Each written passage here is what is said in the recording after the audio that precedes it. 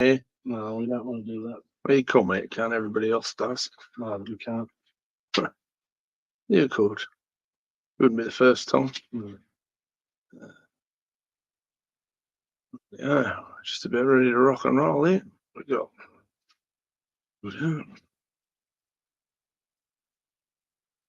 Into where, yeah, and we need to do that. We are there, we are there. Done.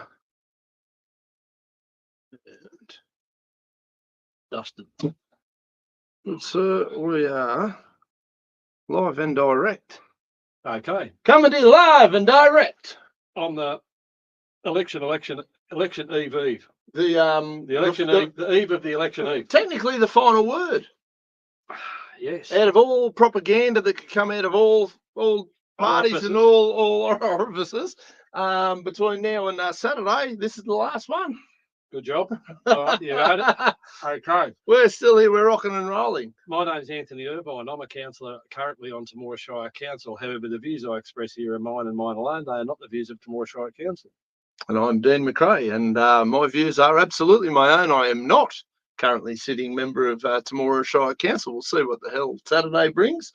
But my views are always my own, even if I do become a councillor on Temora Shire Council, and that's just how it's going to be forever. And in the interest of transparency and accountability, myself and Dean are both running for election as candidates in Saturday's election. You can see the disclaimer on the bottom of the screen here. This broadcast is authorised by my friend here, Mr. McRae, from 132 Twyman Street, Temora, New South Wales 2666. And that authorisation notification is part of our compliance with the requirements under the New South Wales Electoral Commission guidelines for electoral material. It is indeed, and so we're trying to tick the boxes. We make every effort. Our good friends at the Electoral Commission. I'm not saying they're any better friends of ours than of anybody else's, but you know, I've had a couple of phone calls and interactions with them so far this election cycle, and I don't find them too bad to deal with. I've dealt with them in other election cycles. I find them to be reasonable, you know, arbiter of, you know, these sort of debacles that are going on. If you do get elected, every 6 months you've got to fill out a disclosure. Yep. That gets published to the council's website under your head. So you've got a section on the council's website that lists the councillors with a photograph of them. And there's also, you dig a bit deeper into that page, click through it, and there's a disclosure there of all the property interests that person owns, and anything relevant that the community should know about that may influence any decision making, and helps indicate whether you should be declaring pecuniary interests and stuff. Yeah, and look, and one of the big questions that they ask on your nomination form for state, federal, and local government is whether or not you have property, you know, property development. Well, you can't be, but no. You do have direct ties. Yes, and to property developers, and they do look into that, and they do ask that. So there's a sort of partner is a property developer. That's a close associate, and therefore you're excluded. So yes, there are some rules that are worth keeping an eye on. And you know, look, overall, I think the Electoral Commission does an all right job. Well, overall, I like to think that if there were any issues with any of my eligibility, it would have been uncovered by now, considering I've been on council for what were we on council for? We had it cut short by 15 months, so it must have been 2 years and 9 months. Yeah, okay. So it's been 33 months I've been on council. At normal terms, 48 months or 4 years. Yep. But due to a rampant infection that infested the world. Yeah, people got a cold. Somebody ate a bat in China was the story at one stage. That was how good that went. Somebody ate a bat in China and we all had to wear masks and lock ourselves up. So that a debacle. But do you want to start with the warm and fuzzies, or do you want to start with the serious business? We'll start with this because let's do that. I don't know what's going on. Propaganda Pete's either run out of puff, he's pooped, Pete's pooped, he's basically out of gas. You know, you can throw as much mud as you like, but if you're throwing the same mud at the same two blokes for the entire period of the election, well, he's got a sore arm. He's got a sore arm, and there's not much we're still sitting here kind of doing our thing. Well, he's managed to throw just a last couple of little pebbles. So he talks about on the front page and he was in attendance. First time I've ever laid eyes yeah. on him. Lucky you, Pete. Yeah, and he was Lucky sitting up you. the back at a table on his own, and he had a paper tablecloth and all his crayons spread out. Oh, that's a bit harsh. I'm not sure. I'm not sure that anybody's going to give the guy crayons. Surely not. No, they do. That's dangerous. Dangerous. No, they gave him some crayons. Got to be careful who you let play with crayons these days. They gave him some crayons so he could, write his name and stuff like that. So, well, he can't spell mine still. So, no. Or did you get it right this week? He got it right. He got it right this week. Oh, did he? Yeah, that's right. I haven't read it. I really couldn't care less. Well, you got off pretty light. It says in when he reports on your presentation, he says Dean McRae wants more council autonomy. That is privatising council parks and getting business to look after them through sponsorship and naming rights. Oh, all right. Well, he also said he was famous! Exclamation mark. Yeah, well, obviously, that was a dig at Pete there at the event, because I worked bloody hard to keep my cool that evening. I can tell you, and you know what? Everything about my policies there, I'll give him. And yes, locally at the moment, I reckon I qualify as bloody famous. So do you, councillor? Yeah. So you got off pretty light. How about yourself? How'd you go? Yeah, look, I've got to get off light because there's nothing you can do to me. So he continued this article into the centre of the paper, and his little link. I think he's supposed to be saying calm before the storm. Oh goodness me! Which is yeah. All the portents of it's very doom. It's terrifying. But in his inimitable style, he spelled it clam.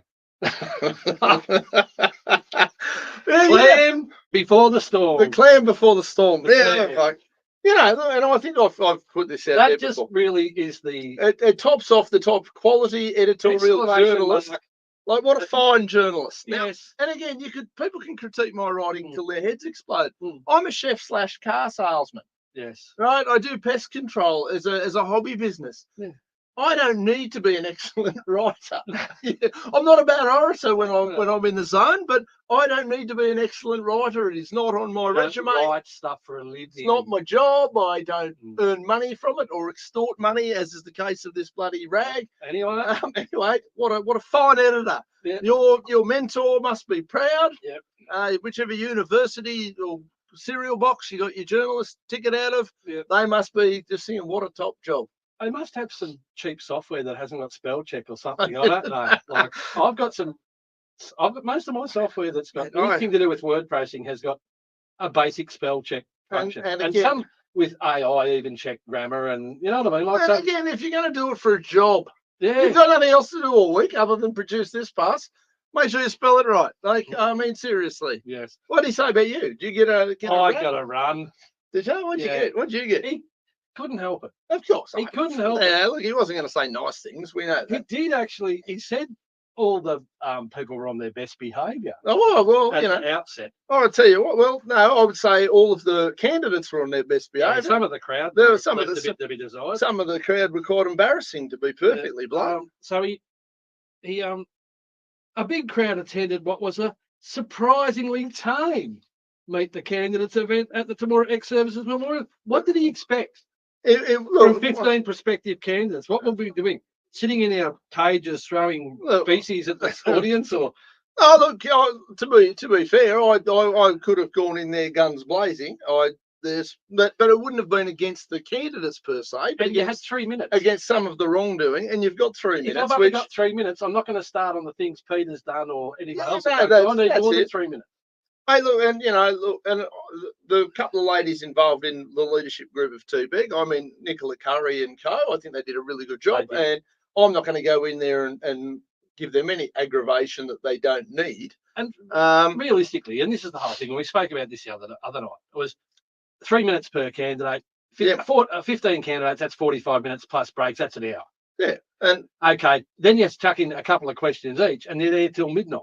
Yeah, of course. And look, most people know where you and I stand on various things, and anybody who's been interested enough has tuned into this program or kept an eye on the Facebook page. I know my Facebook numbers have been doing this over the last few months, and you know, it's not because I'm sure it's not because everybody supports everything we do, but they're certainly paying attention and they want to at least see, not necessarily my views, but at least have an opportunity to see both sides of the story. Peter, in his inimitable style, went on to say, Councillor Anthony Irvine believes council should support local business. Okay. It's outrageous. But he made no mention of the Main Street bypass through Temora back streets, an issue which he has raised during his time on council. His censure motions or code of conduct breaches also weren't mentioned. Goodness. Well, they've taken up enough front pages. Everyone knows about them. Is there anything else to be said? Now, this is interesting because he made no mention of the Main Street bypass through Temora back streets. Well, if you're going to bypass the Main Street, you've got to use back streets. You've got to use back I don't want to be the bearer of bad news, big fella, but where the hell else are you the going to Main Street? It's going to be a back street. Yeah. So, okay. So that was that. And that was about it. And how dare you be the only councillor in the last decade that's actually even attempted to come up with a solution to a problem? Hey. I'm the only councillor in the last decade who's had a code of conduct. I know, you've set some. And I've had 4. Yeah, right. 4. And they were all a disgrace. They were all just absolute. The whole code of conduct system is farcical. We've discussed that over and over again. Uncle Ron's working on it. Uncle Ron, being Ron Hoenig, Minister for Local Government. We refer to him as Uncle Ron because he's an elderly gent who's well respected, like a good old uncle. Hopefully he's going to look after us young pups and put something sensible in place using his wisdom that he's gained over many years. So what else is he ragged? No, that's about it. Did anybody else get anything nasty in there about them, or was it, Well, as I said, there's no way I'm spending $2.50. Actually, he was relatively balanced for his usual shit. No, he managed to stick the slipper into me and try and remind people of the things that he thinks people don't like about me. Sure. He probably tried to pick up a few things and throw a little bit of mud just on the way out the door, which he does. Yeah. And he's packed his crayons up and he's gone away now for another 4 years. Well, that's right. So that was that. Now, another interesting feature in today's paper, and there's a bit of spin. I like the way he spins it, Pete. He spins it hard because I don't know. I'm in two minds. Okay. About this because. Oh, this is a letter to the editor, Peter Cartwright. Now, Peter Cartwright, a well-respected man around town. I can't say I've had much to do with Peter over the years, directly or indirectly. I don't know. No issues. Now, the headline is "Editor is praised." Okay, now let's just have a little read of the Hallelujah. So it starts off, and Peter Cartwright, that is not propaganda, Pete, with his clam chowder. Now, Peter Cartwright starts with, I've read Wendy McCrone's letter in last week's Temora Independent and need to say that I have an entirely different view. I do hesitate because I like and admire Wendy and have often witnessed her passionate side at sporting events. Go the Dragons. Okay.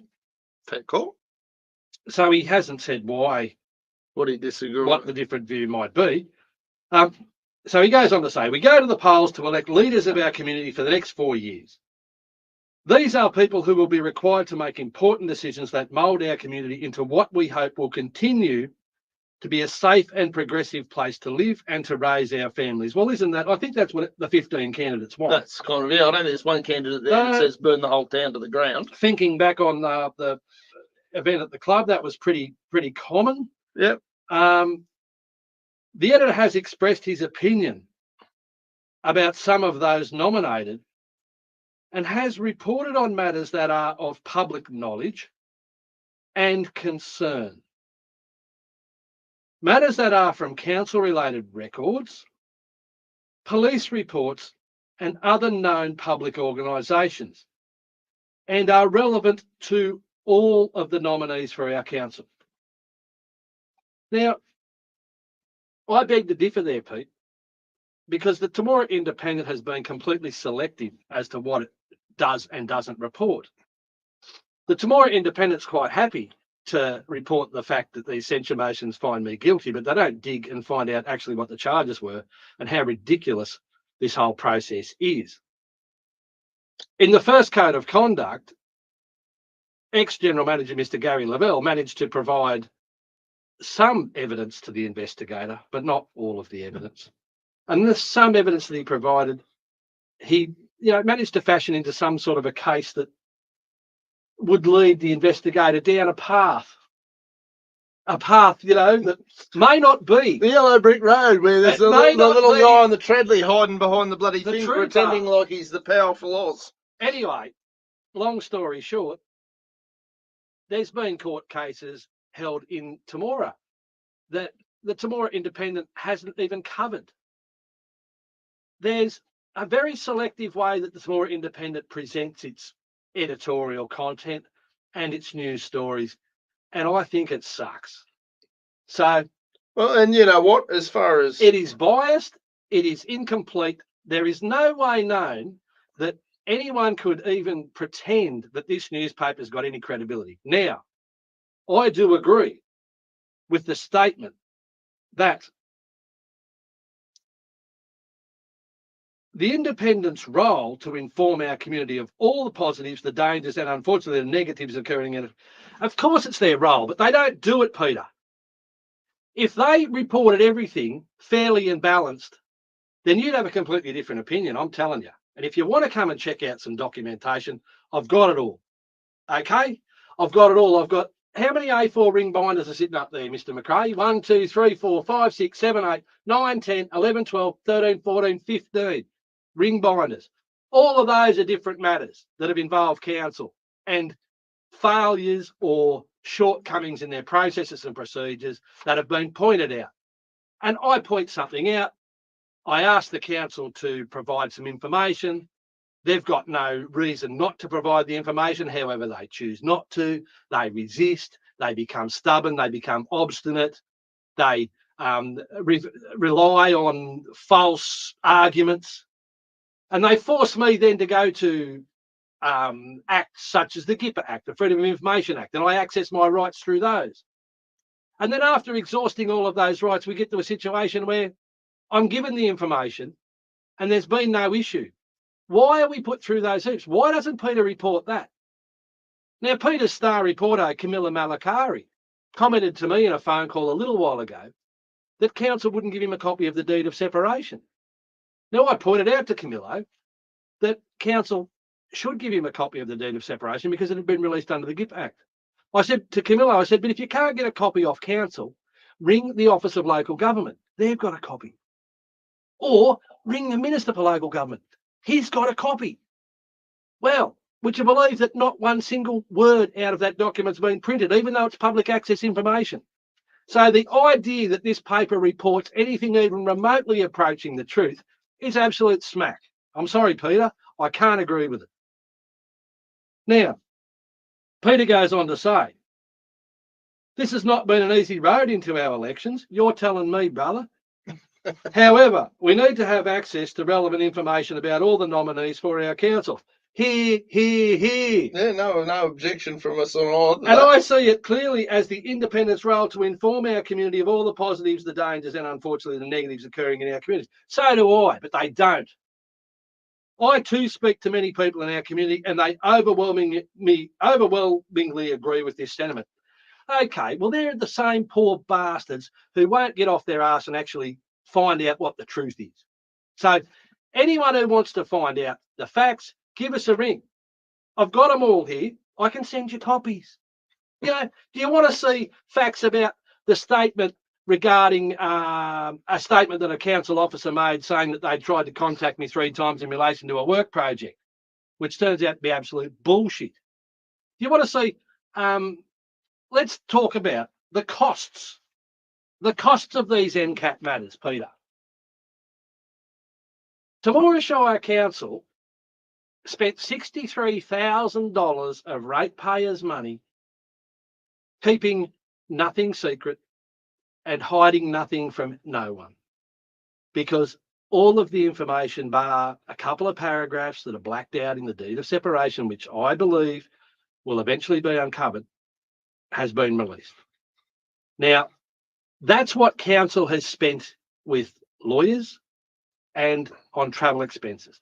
That doesn't take into account what council has spent in their own time and what I've spent, staff time, and in my time. Now, a conservative estimate could run to $150,000. To do what? Keep secrets that they weren't successful in keeping secret. That realistically should be public knowledge. It should Well, the Gipper Act basically supported that. They're crappy secrets. Like, Yeah. what? Why So not just where's answer the Pete's question? fair and balanced coverage on that? I mean Pete Marnie, not Pete Cartwright. Pete Cartwright. Pete Cartwright knows what Pete Cartwright knows. It's like, when I talk to a lot of people. So, and my end of that is, I've never hidden any of my good, bad, or uglies. And to be perfectly honest, the only reason I actually eventually kicked over to agree to run in this election was when they come out and piled on hit job 1, followed by hit job 2, was when I went, you know what, I'm going to file this bit of paper and I'm absolutely going to enjoy the meltdown. So that's nothing to do with Peter Cartwright, but the powers that be that wanted to remove me from the game, all they did was sort of wave a red flag at a ball by. It's the same thing. Mate, my driving record's got 4 mentions, 4 front covers so far, something very close. At every chance he gets. At every chance he gets, and Just I've never denied it. Yeah. I've never, I didn't get mad at it. People go to me, can't you take him to court? Even if I could, I wouldn't, because I don't have anything to hide. I've never had anything to hide. There's certain stuff that, and I'll talk about some stuff later on in the program that I'm going to share with the people. But that's a different community work. You're involved in a lot of community groups outside of community service. Yes. Yes. Has Mr. Marnie ever reported any of that? No, God no. Right, so he focuses on the negatives. Of course. Right, so he's fixated on the negatives, and he's trying to paint you as a villain. Look, I'll lean into it. I'll be the best villain we've ever had. Right. Somebody's got to do it. There's no fair and balanced coverage there. No. Now, I resent the whole idea that I've been demonised in this matter to a massive extent.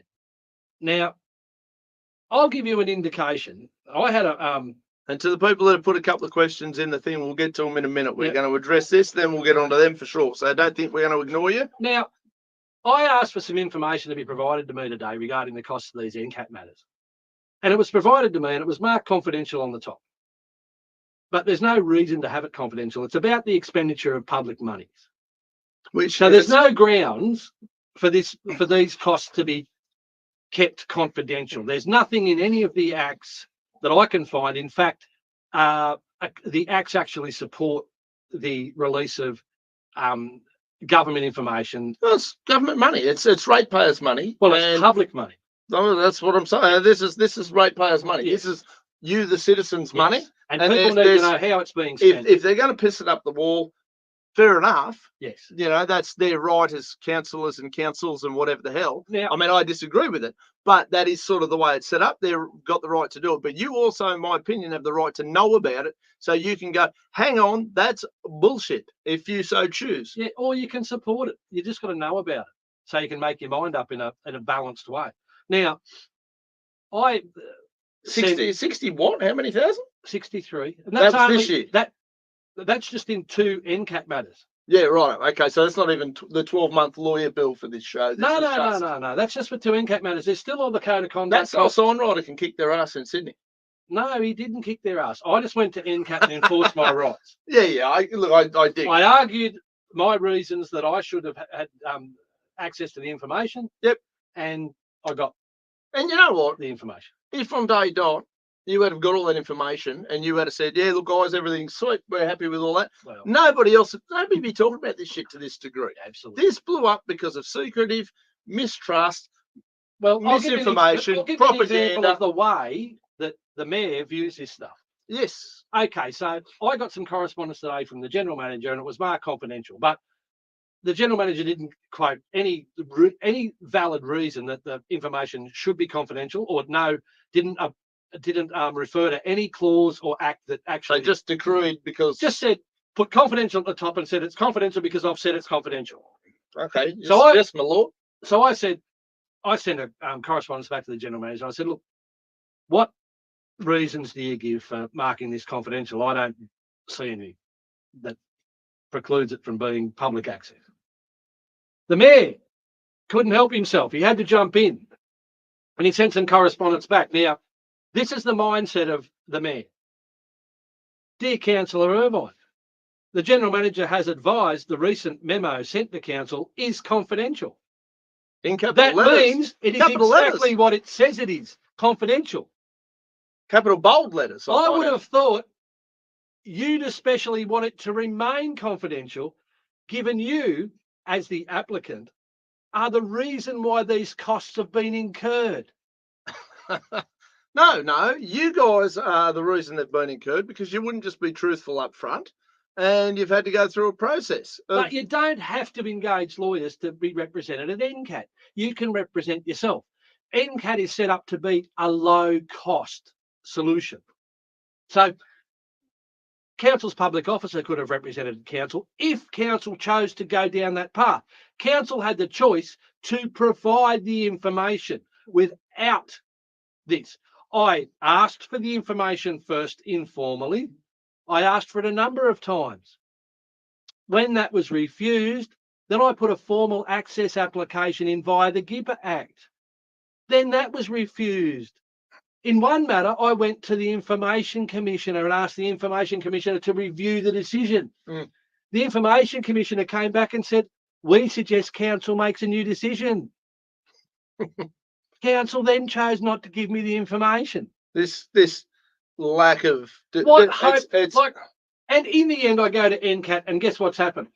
We get the information. They're starting to roll the information out. So the systemic listen to this. dishonesty is what's pissing me off. This is my response to the mayor. Dear Councillor Furman, the Act sets out the specific grounds upon which matters may be deemed confidential. The information provided does not meet any of these criteria.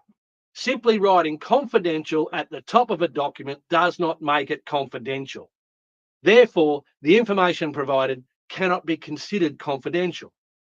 Now, as to your second statement, I do want the costs known so the community may consider how sensibly Council spends their money.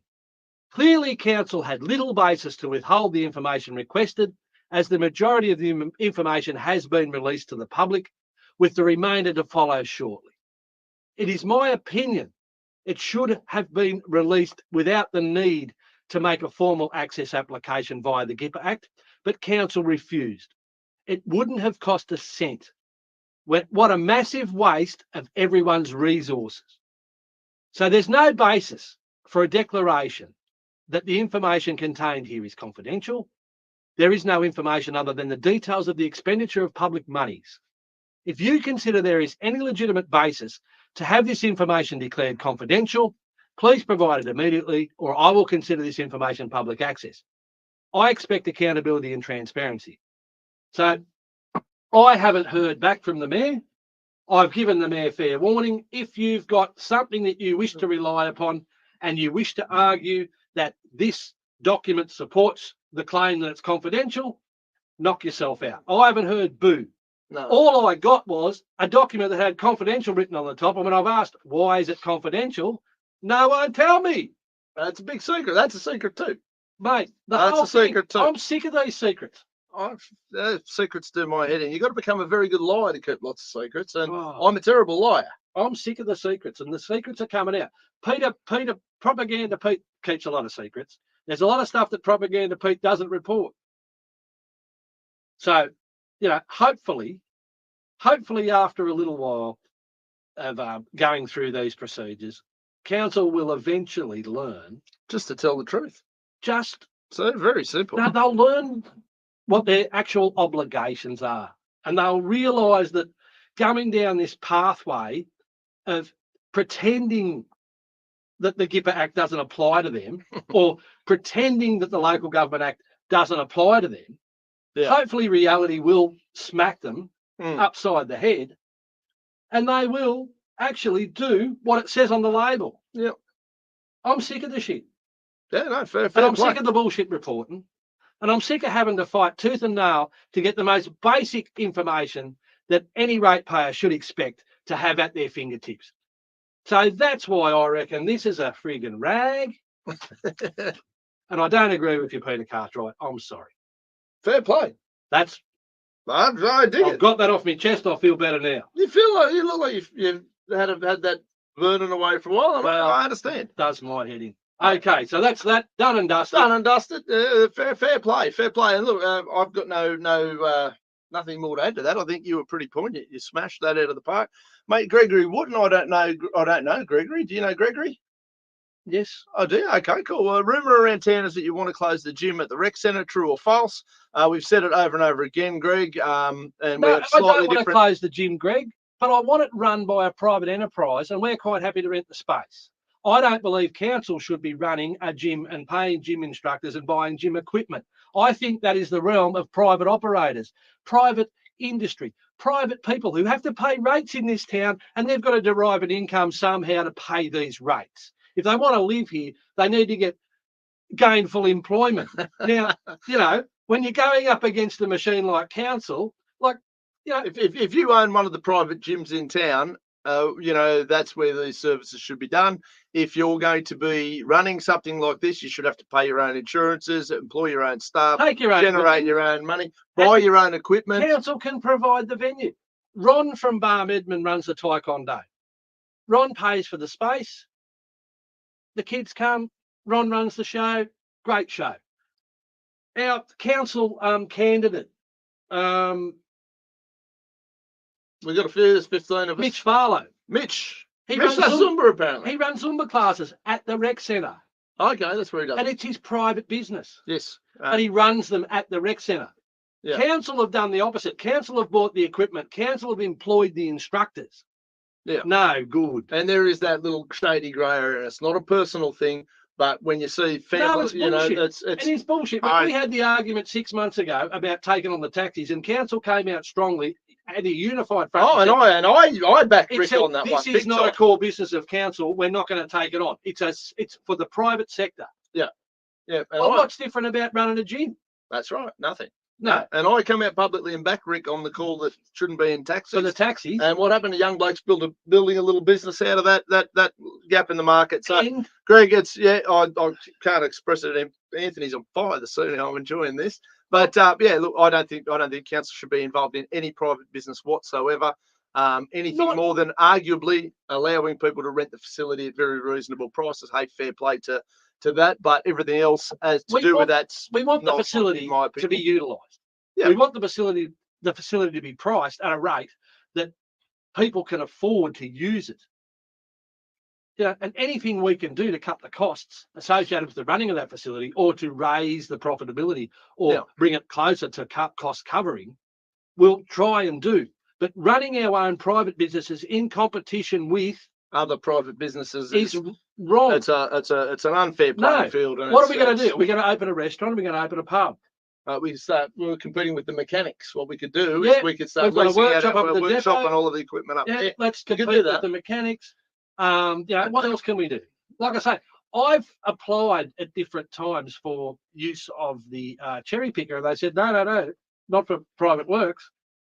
But we can. The gyms. Look, and I made a little video the other day. I've been sort of rolling out bits and pieces of content, and I was speaking to a person, a human, who mentioned that when they do certain, or we're in a certain business, they'd ring council and they'd go, "Oh, what's the zoning for A, B, C, D, whatever?"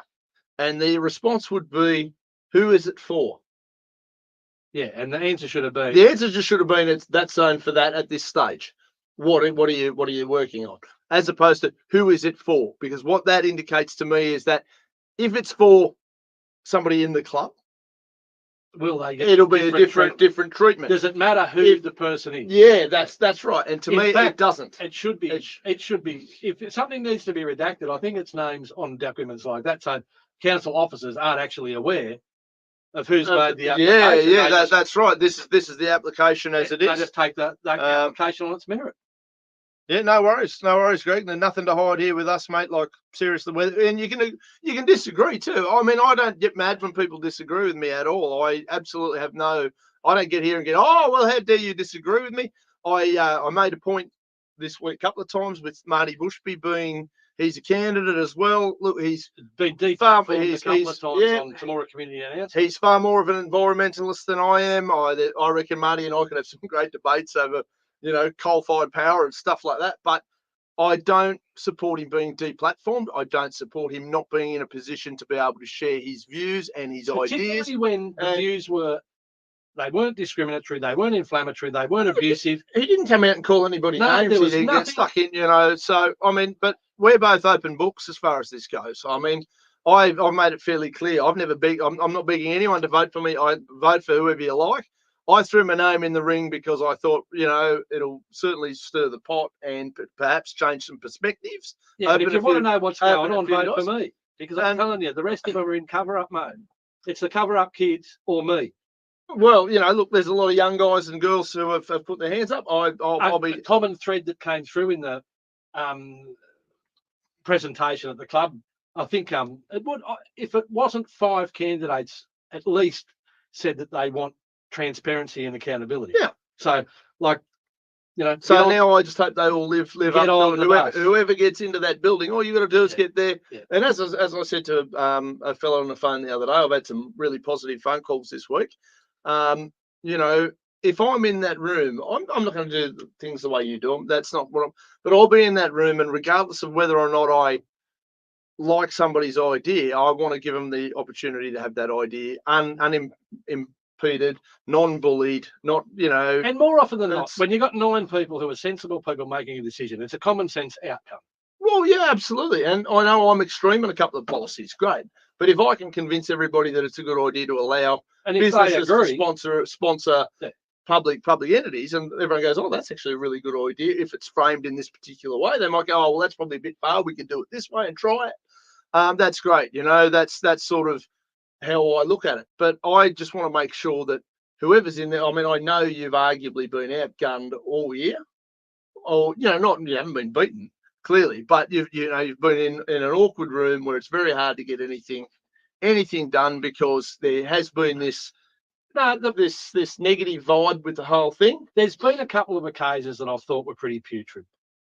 Most of the time, if you hit them between the eyes with common sense, they've got no comeback, so you don't have any problems. Yeah. But there was one situation there where we were talking about seeking grant funding. So I went into the potential future budget, to try and seek some grant funding for a public toilet up near the Visitor Information Centre on Victoria Street, going east out of town on the highway. Yep.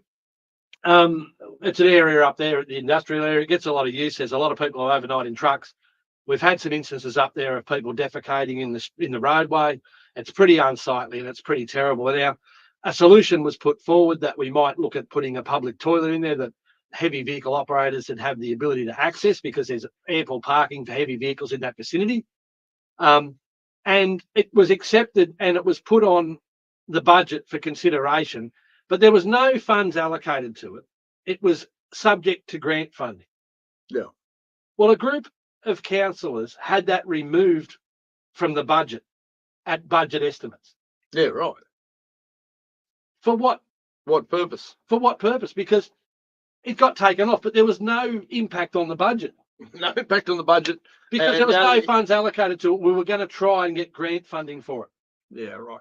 So that was a hit job. That was just nastiness. That was just Anthony thinks yeah. Would you believe that Dave Fisher from Hanson has offered, he said, the concrete, from the concrete across the road, who also has witnessed and had to deal with some of this waste, has offered to provide the concrete free of charge for the pad. And you know what that does? That feeds straight into my philosophy of trying to sort of allow business to take leading roles in these types of things. It's doable. Business is willing to solve problems, and they have the funds. It's their own funds, and they go, well, we've got a problem, we want to do it.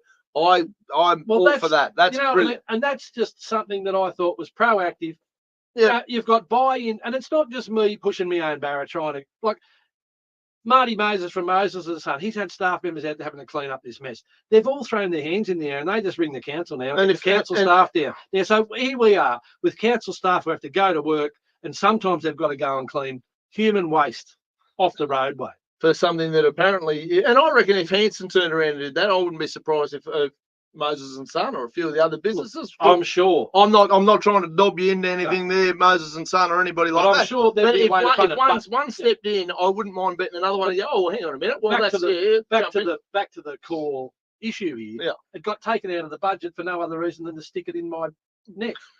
neck. So yeah. So, Anyway, I just want to see a situation whereby if a Marty Bushby, for example, gets on council and he wants to get up and talk about his canola idea, it should be heard in its entirety within reason, people have got to analysed, and people can get their head around it. Elected representative, they've got to get even treatment. Yeah, absolutely. And I think that's really important. And that sort of accountability is something that I think being in the room will help provide. I think respect is something that's talked about a lot at council, but it's not actually adhered to. Yeah. There's little respect, I think, for the sensibility of the ratepayers. There's little respect for informing the ratepayers of exactly what council's doing and the exact true position of a lot of things. Yeah.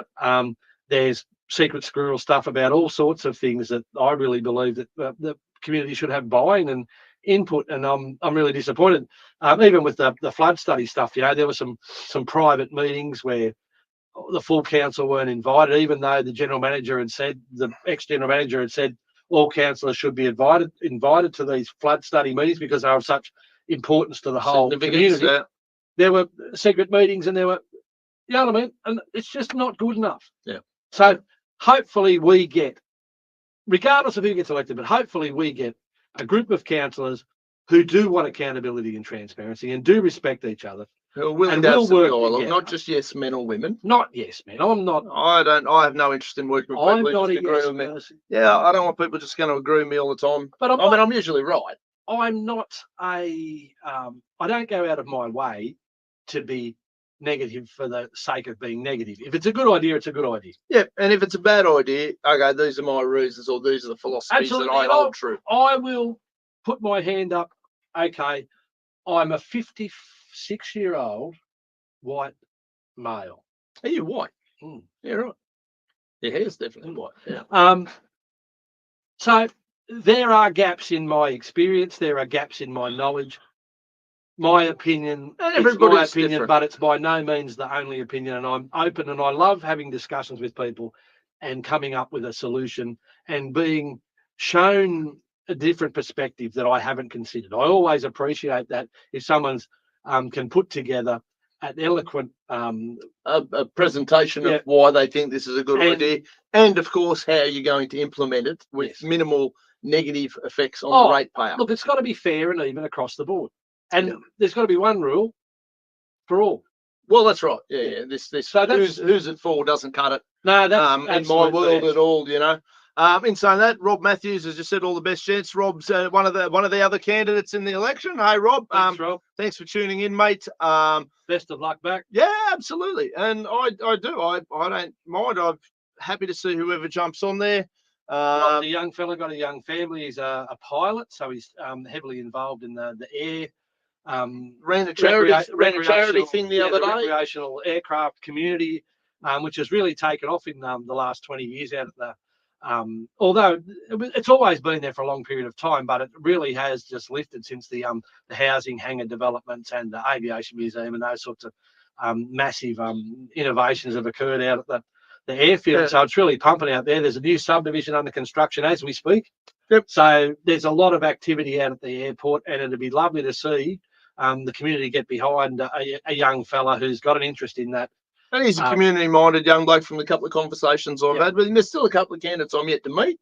I met Brenton the other night for the first time. Seems like a nice guy. Yep. I got no problem with any of those people on that level. I just want to sort of make sure that they can go in there under their own policies and obviously, push those things that they believe in. Now, it doesn't mean you're going to win every argument, but every argument should be at least on the table and eligible to be heard. And it shouldn't be a howl down somebody you disagree with or intimidate them in any way. No. It should really be a matter of, oh, well, look, these are the reasons. Okay, you like that idea.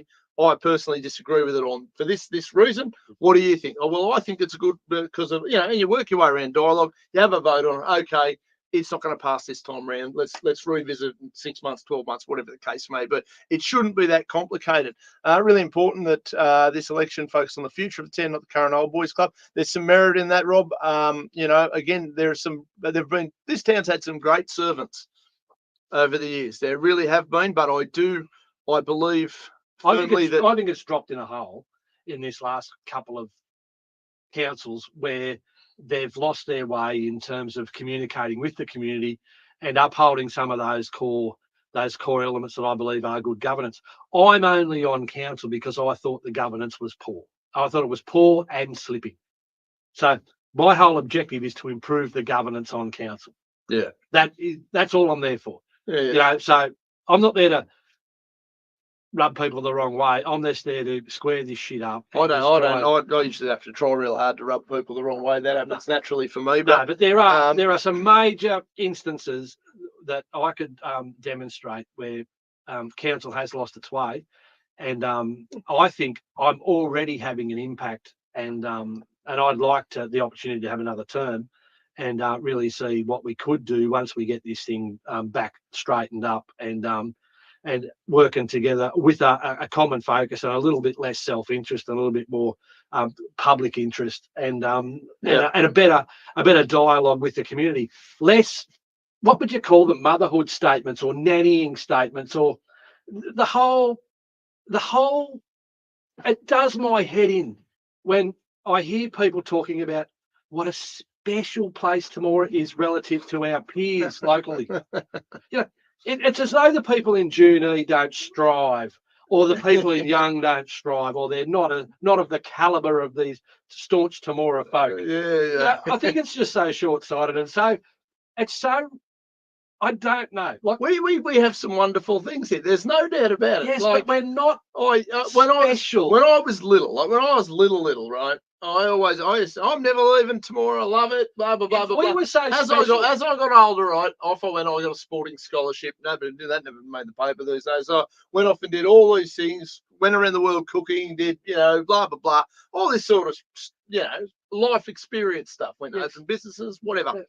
And when I got full custody of Ryder, coming back was very, very appealing. Now I was in that we were, Ryder's my son. There was a fair chance. Single dad, yeah.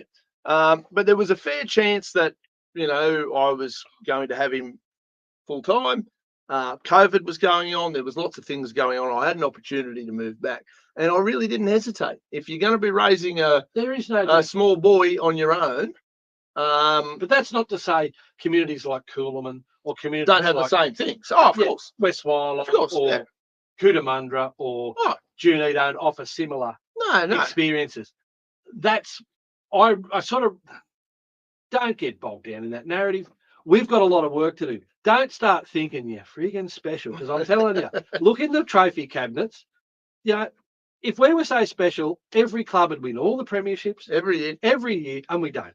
There's other towns that are actually better than us in some things, and we've got to actually be mindful of that. Now, you take a quick lap around our peers in the local area. So you go immediately to Cootamundra. Yep. It's a town of about 6,000 people. Yep. They're in the process of getting an abattoir up and cranking, and it's going to employ 1,000 people. There are 1,000 jobs, direct and indirect, from that. That is massive. Yeah. You think of the biggest employers in Temora, and that just dwarfs it. Yeah.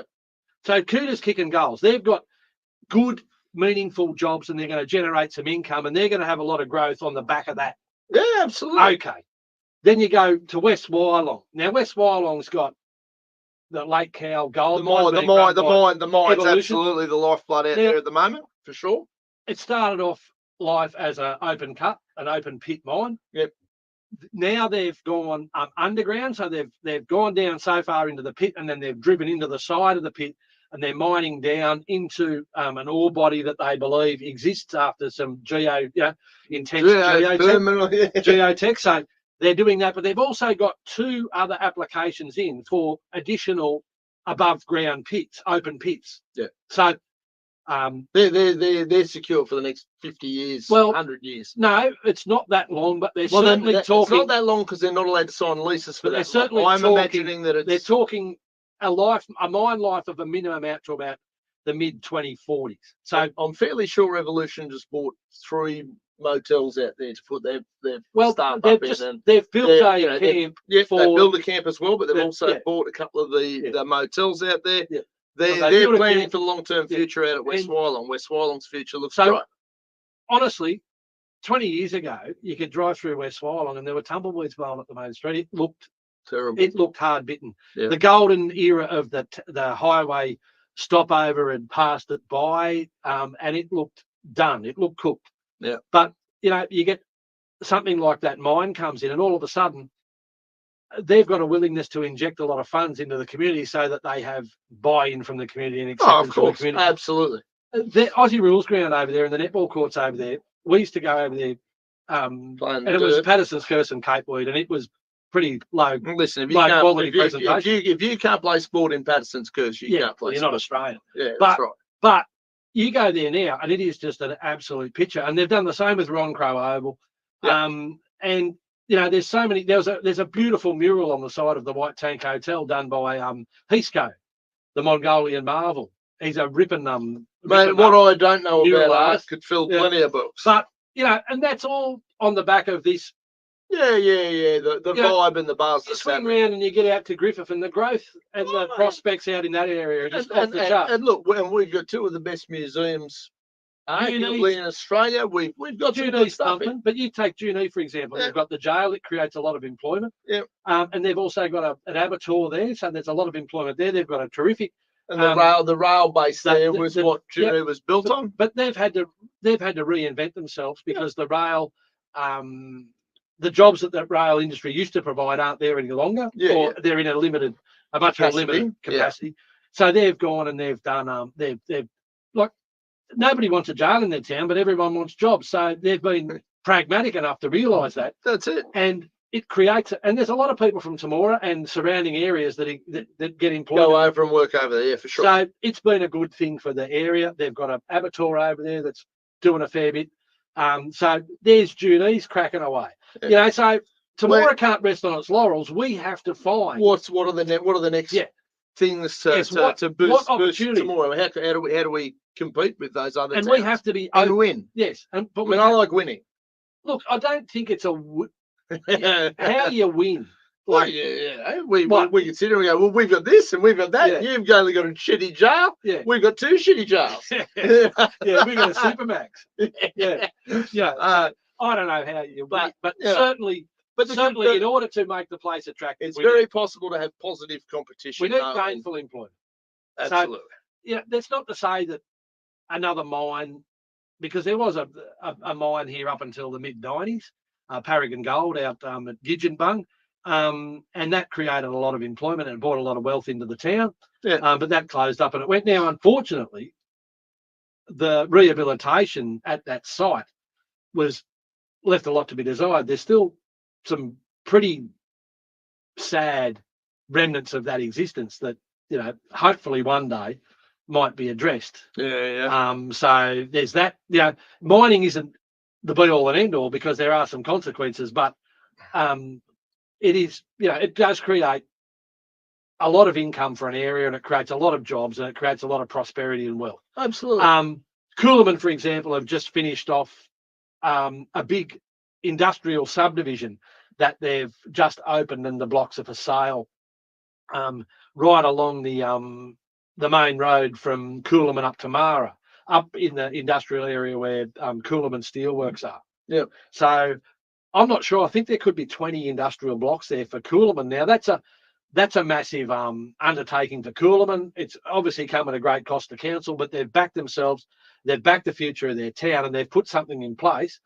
Build it and they will come. That's their motto. Their thought there. And if you're building it in that capacity so that you can on-sell it to businesses and things like that, that makes perfect sense. Coolaman are also, I think they're in the process of trying to establish a harness racing training facility at the showground that is of a high level. So there's a couple of angles that Coolaman are trying to develop with their and they're playing to their natural strengths, which is the best way to do it. You've got to look at what you're good at. Yeah, what you're good at, and what your natural strengths are. Tamora's got some natural strengths in the we've become a great hub for grain handling with the grain corp BFB and Altura. Altura now, but that was where it started out there with BFB. They've done extremely well. It turned into a conglomerate. They're finalising the pads that they put in for some more bunker storage there. Yeah. On the eastern edge of their site. They've got a rail spur that they've invested in. There's huge income and a huge employment. Tamora is a zone where a lot of grain gets aggregated before it's bulk shipped in trains to Port Kembla. Yeah. So Tamora's got that to work on and to develop. We've got an airport out there. Is there any opportunities for air freight? Further development? Yeah, that's right. But you look at that, and some people have said, is there an opportunity to air freight produce from Griffith immediately to China or places like that, or Southeast Asia? Well, I'm sure if somebody's smart enough and has the resources to turn that in, for sure. But it's always going to have to make money. It's going to have to make financial sense. So it's going to have to be some reason why it exists. Yeah, of course. I look at we get people get really angry, particularly some of my policies. Oh, but you're just monetizing, our parks. They're already monetized. It's just not advertised that they're monetized. It's still a cost to run them. It's still a cost to maintain them. Everything is monetized whether we like it or not. It's the world we live in.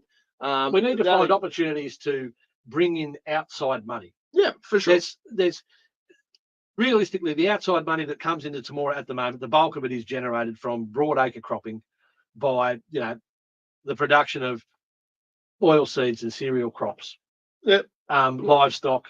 Here's a question from Jenny. What do you think about putting cabins out at the lake? My personal view with the lake as it stands at the moment, and I could be convinced otherwise if there was a strong argument, but my personal view at the moment is this. The lake is very highly utilised by a lot of people in the community. I don't believe that portioning off a section of that for exclusive use for people with cabins is sensible and is the most best use of that space for the community as a whole. There's already a caravan park that council have leased out to private operators at the airfield, which is only a stone's throw from the lake. It's just a short walk from the airfield to the lake. And then we've got the Junie Road Caravan Park that's just been leased out to the operators of the Tamora Motel. Right. So good. We've got Baden and Ingrida who run the Aramet Motor Inn. They've got a cabin development that they're progressing beside the motel development. We've got a caravan park run by CMCA. I believe that there is still a lot of scope for cabin developments to be undertaken on the existing sites by existing operators. And I think the size of the lake at the moment, we're almost at peak lake. When we haven't got enough, like you get out there in summertime and you get 3 or 4 boats working on that lake and it gets pretty busy and, it gets a little bit crowded. The walk around the lake's been fantastic. Yep. I think that's a great idea. One proposal that I've put to the Lake Centenary Management Committee, and I've also floated at council, is there's a confluence of all the town drains that occurs at the bottom of the what used to be called Chinatown. So it's the area between Goldfields Way and Trungley Hall Road. At the back of Hutchin and Pearce, where you've got the eastern drain and the western drain converge, and then that flood water collects and it makes its way out through an informal wetland at the edge of the research station into a channel. Then that channel goes out and it goes into an old creek bed and enters the lake that way. Yeah, right. So that's one source of water for the lake.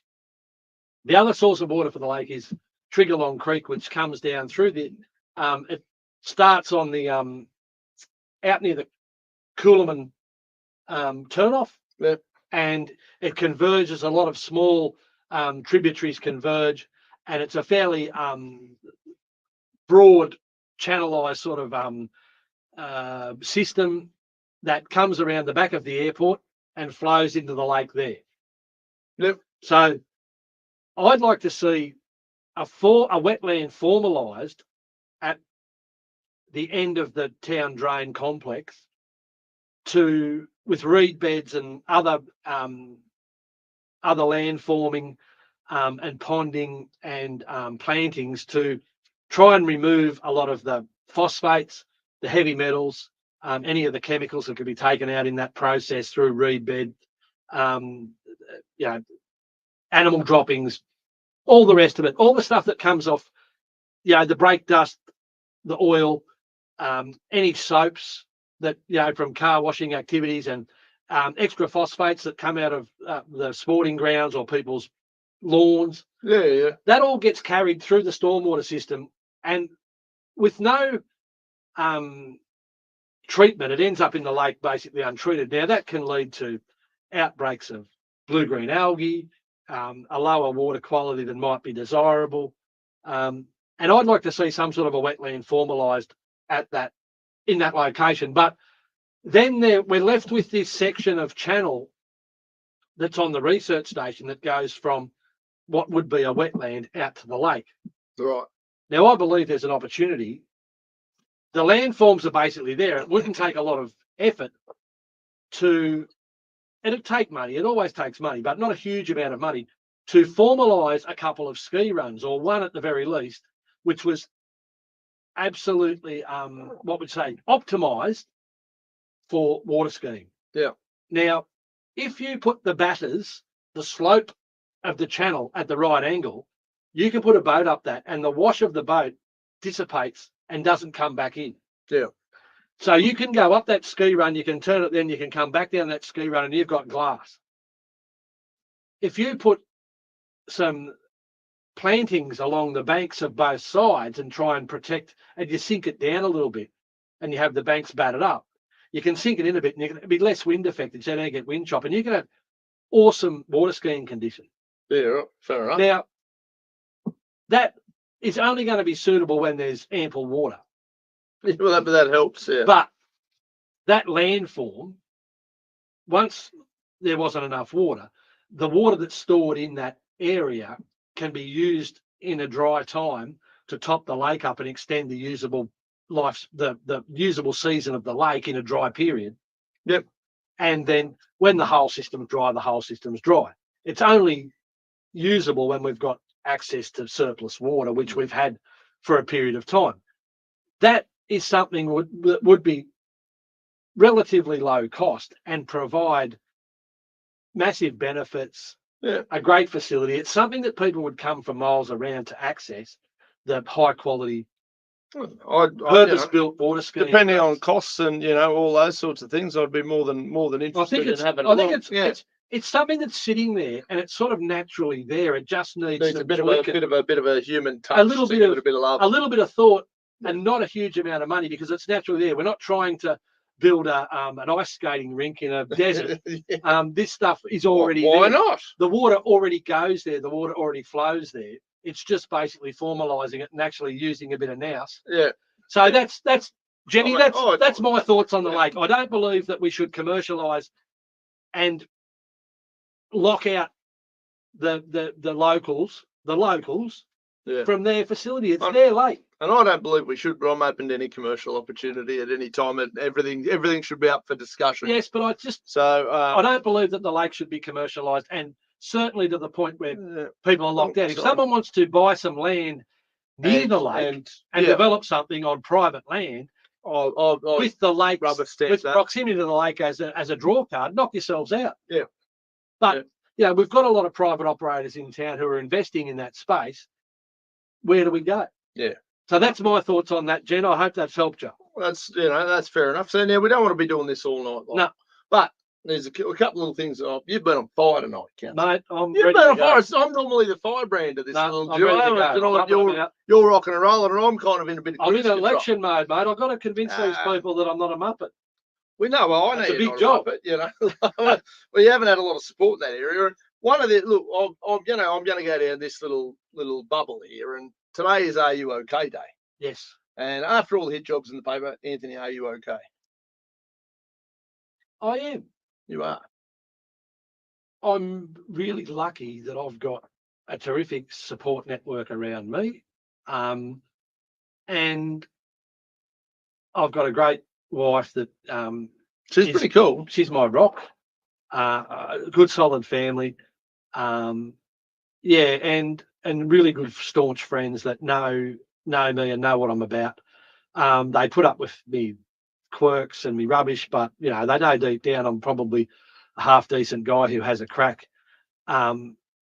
So whenever I get down, I'm fortunate enough to have a great group of people around me that look after me. To that end, I'm 56.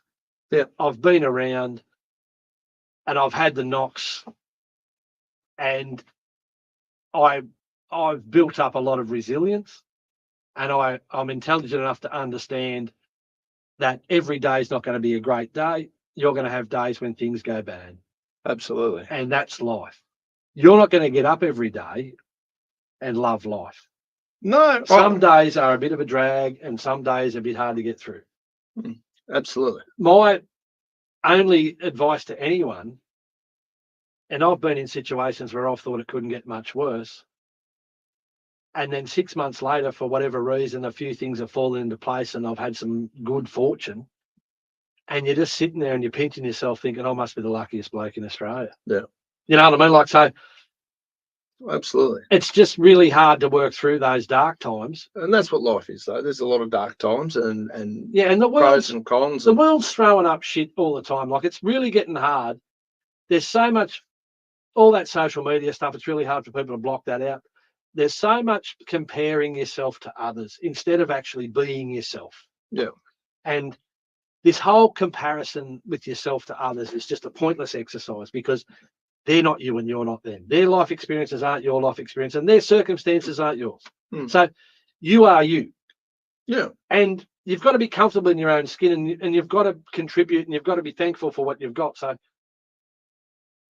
in that sense, yeah, I'm lucky that I've got, like, they've thrown the kitchen sink at me in some things. I'm telling you, I've been stressed out, and I've had some challenges over this course of 4 years, this term of council. But mate, I'm a bit like steel, you know. It gets tempered and it gets a bit more forged. It bends and it bends back, and it's no, I'm in a good you're space. Going all right. You're in a good space.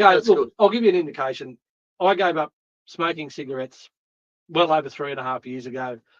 So that's not the sign of someone who's struggling in that space. Generally, crutches like that, you know. I'm pretty happy with where you're at. There you go. But it all comes down to great support from staff at work, great support, you know. Like, I cannot claim that anything I've done has been on my own. It's been with the support of a great network of people. Yeah. So that's number one. Yeah. No. How are you doing? Me? I'm fantastic. No, look, sunshine and rainbows. Yeah, but you've got a fair few balls in the air. I've got a few balls in the air, and look, I had with the Are You OK Day stuff today. We at work had a bit of a day on it. We had a lot of stuff. I've kind of got this reputation being pretty hard edged on just about everything, and to a degree I am. I guess that was forged over many years of going through and seeing a lot. And working in kitchens, a lot of chefs haven't got much time for the Are You OK?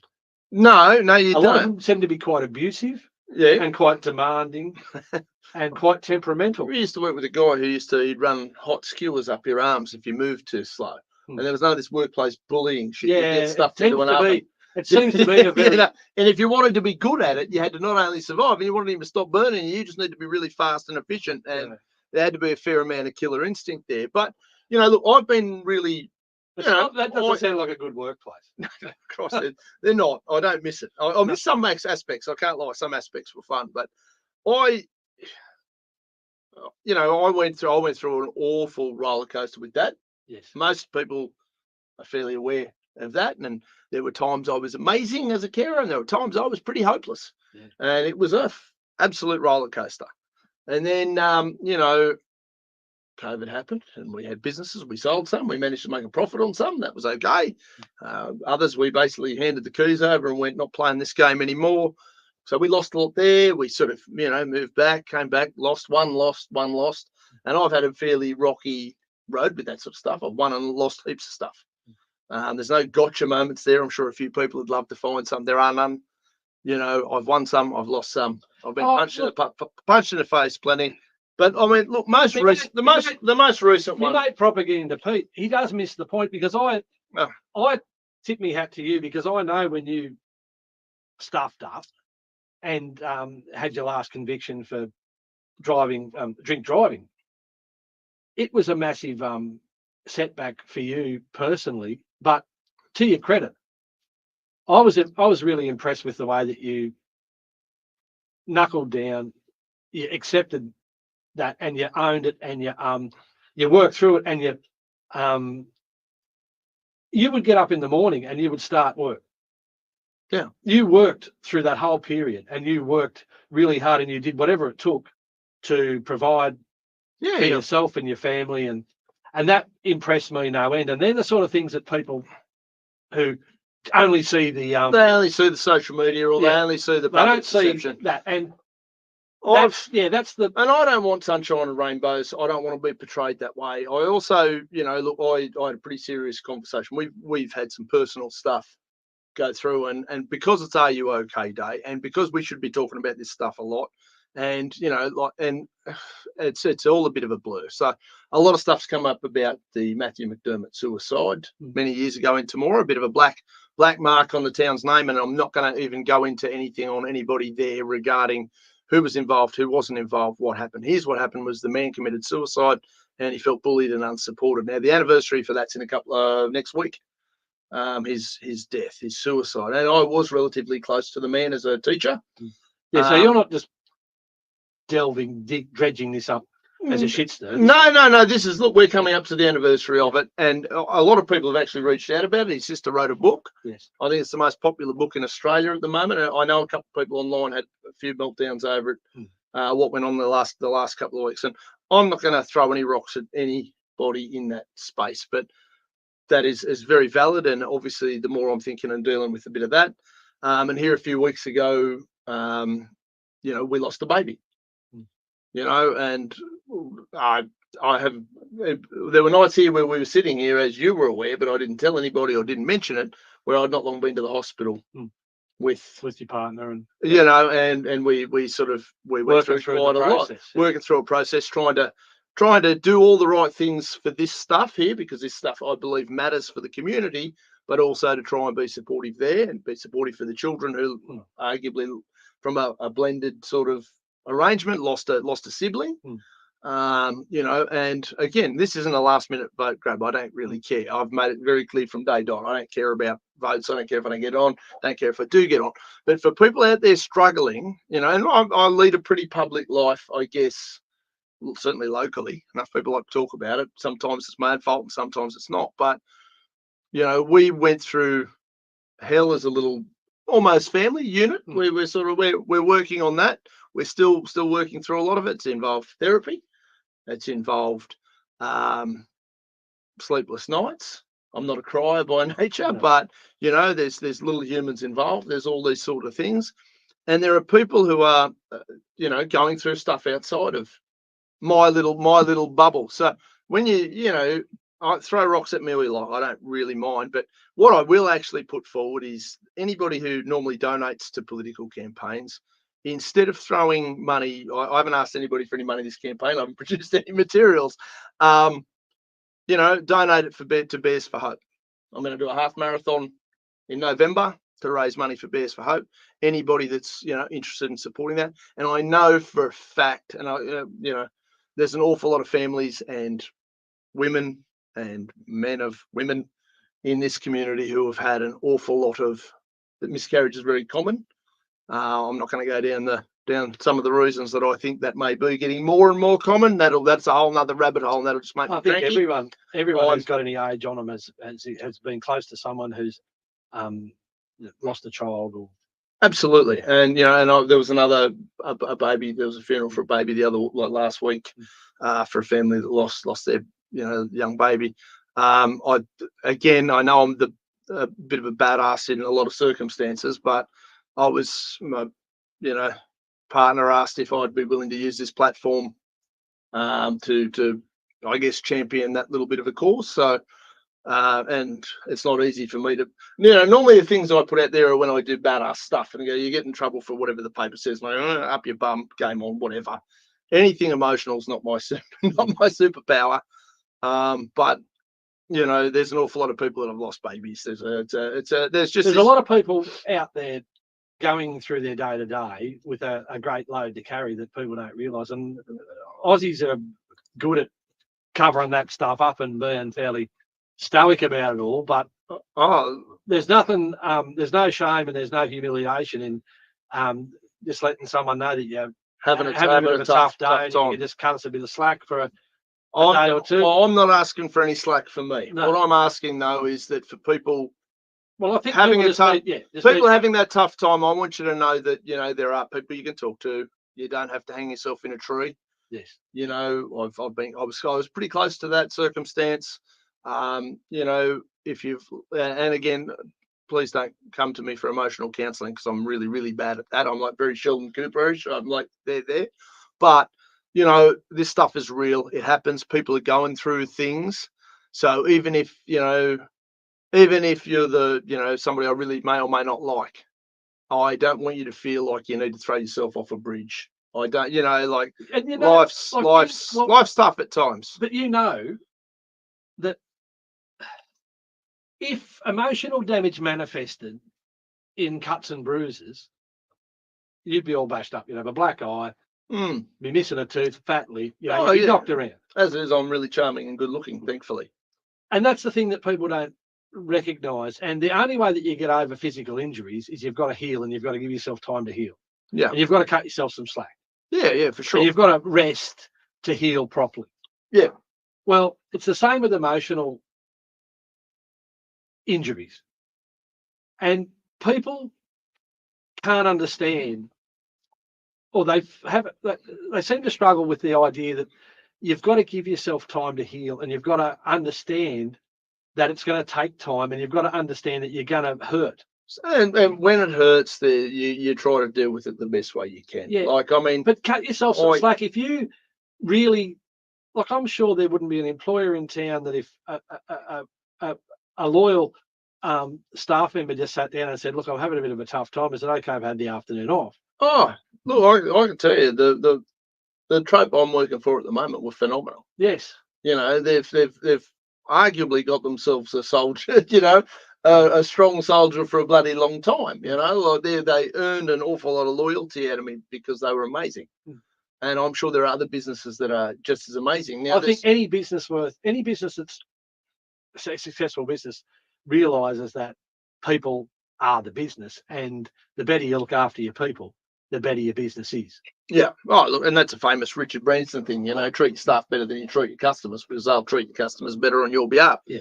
There's no doubt about it. But I mean, look, it's Are You OK Day. I know one of the guys at work who has recently started left a workplace that was far less friendly, and he's ended up with us. Workplaces really are just an absolute cesspit for bullying.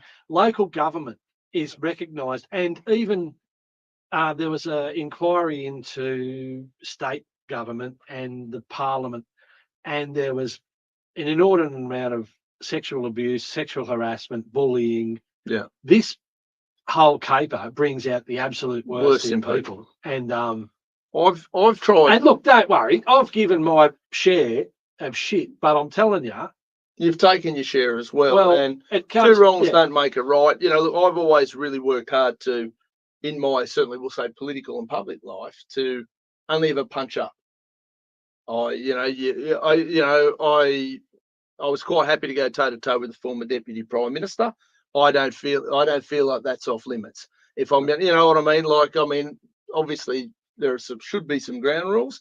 I don't have a problem with going up against an editor of a newspaper. He's got plenty of ammunition to roll out. He's got lots of crayons. But well, but I'm not going to go down and be hard on the poor bugger that's down at the salvos looking for a hand. I'm not.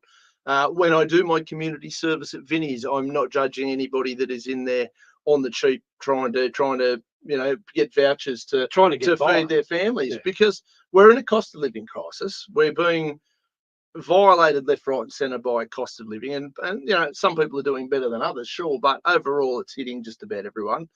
And then you mix in this real human sort of side of it, which I usually try to avoid, the real human side of it. Beards of Hope for Men is the charity there for when fathers who lose little ones. If you were thinking about investing any money in any political campaigns, don't throw it my way. Throw it towards either Beards of Hope or Bears for Hope or Are You OK? Or find a charity that suits you. Stop investing into ridiculous elections for power hungry lunatics to have their 5 minutes of fame or whatever the hell's going on. It's an interesting comparison there when you say that, because I know Marty Bushby's quite involved with Pro Patria, as am I. Pro Patria, and also Open Minds, Brighter Futures, which is a great little work in Temora. Yet he gets the platform by Temora Community Announcements, and I just reckon that's trash. I think it's absolutely. I've been to a number of events that Open Minds, Brighter Futures have put on, and I reckon they're a great group of people, and some of them face some different challenges and struggles. They do a lot of really good things. So anyway, hats off to Marty and Sal for their work that they do in that space, and and that whole crowd. And it certainly doesn't go unnoticed. No, it doesn't. And look, I thought it's been an intense campaign period. It's been pretty full on. There have been some gloves off. There's been some lowbrow stuff, and don't worry, I've thrown a few jabs, and I was probably a bit harsh there on whoever.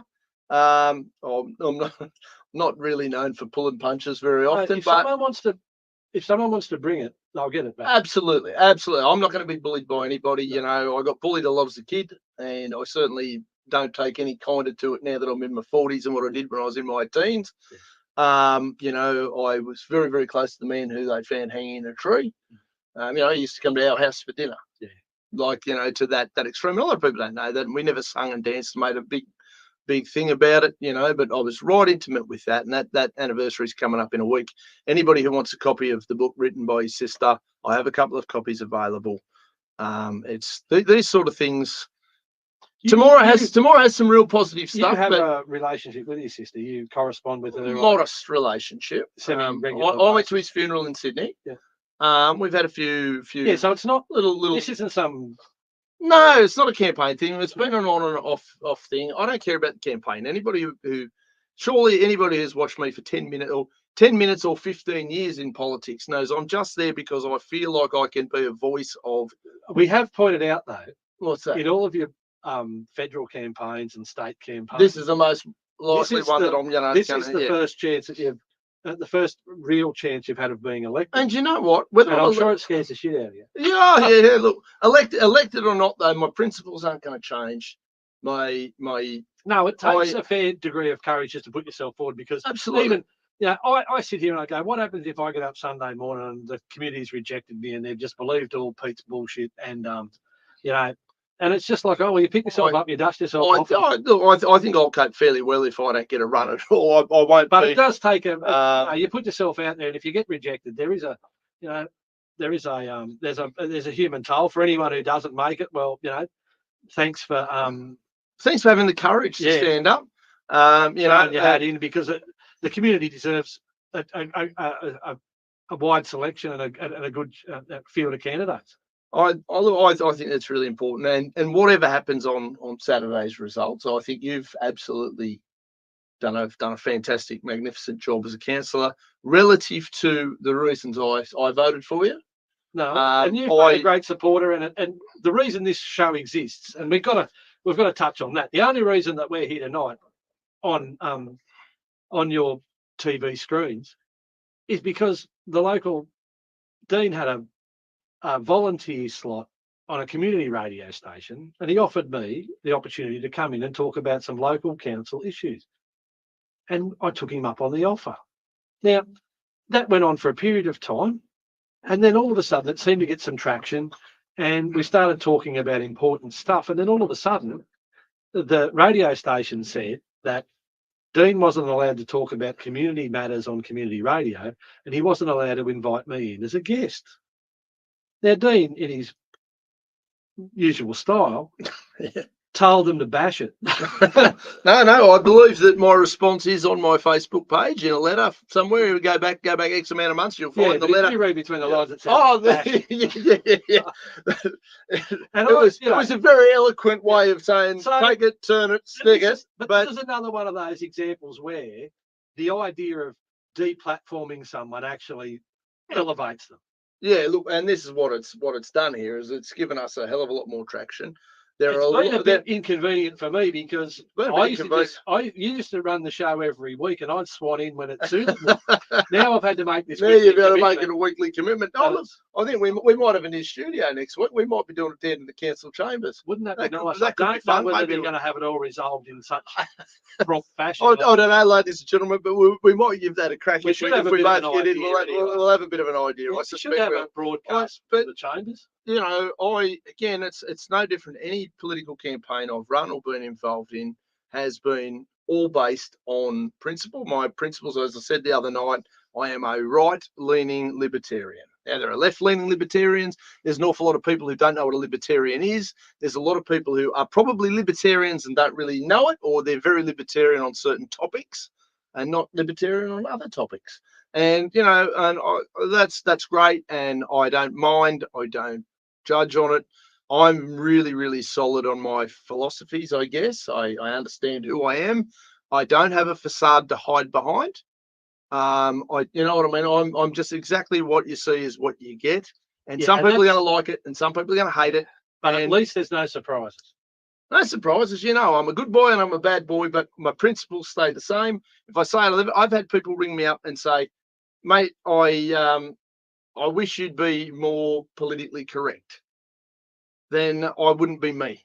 Exactly. You know, do I have any placards? Sandy, no, not this year. They're all in your shed. No, I've still got a few of the old ones in my shed from a few elections ago. If anybody wants them for anything, Target, practice, whatever. People have actually got a bit motivated in that space. There's a little bit of a few call flutes floating around for a local election. Yeah, a little bit invested. But you know, look, we did point out that some of the advertising was perhaps not to the it didn't meet the yes, it was a little bit Electoral Commission. Yeah. Well, hopefully those things have been rectified. Yeah, you'd like that's the end of my statement on that, because I don't care. Like if I was that dedicated, I would have run out and I would have spent a couple $1,000 and I could have done all that, been there, done that. Not interested. No. I wasn't going to run, as you know. You wanted me to. I made it very clear I wasn't going to. But by the second hit job in the newspaper, which was obviously designed to shut me up, sadly, that was red flag to a bull. That's the only reason I'm in this mix.